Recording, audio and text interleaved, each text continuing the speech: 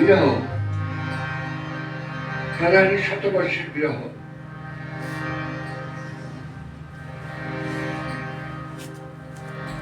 রাধারানীর পরকীয়া প্রেম। রাধারানী জানেন মথুরায় কৃষ্ণ আছেন,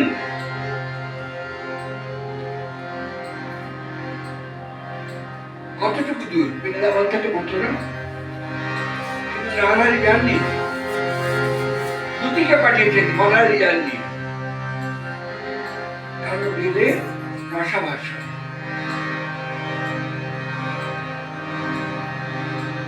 পরকীয়া প্রেম কৃষ্ণের। রাধারানী কৃষ্ণের স্ত্রী নন,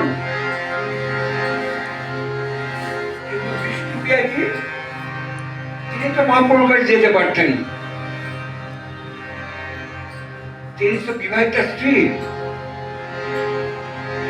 এত নদিয়া থেকে লোকজন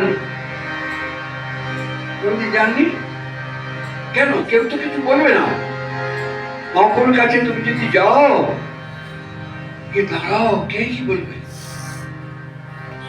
কেন জানি? প্রভু আমার ব্যথা পাবেন বলে।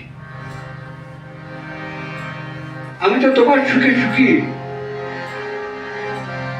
তোমার দুঃখী দুঃখী। অপক্ষ বৃষ্টি পেয়েছি, খবর পান। মহাপ্রভু পাগলের মতো সমুদ্রের দিকে ছুটে যান, পাথরে মাথাকে রেখে মাথাকে পেটে যায়। নীল সমুদ্র, নীল আকাশ থেকে মহাপ্রভু ছুটে যান।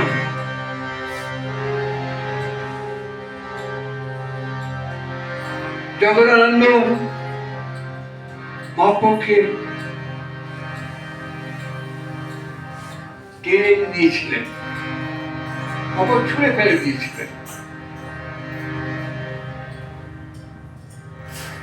কলা পাতার চিড়ে চিড়ে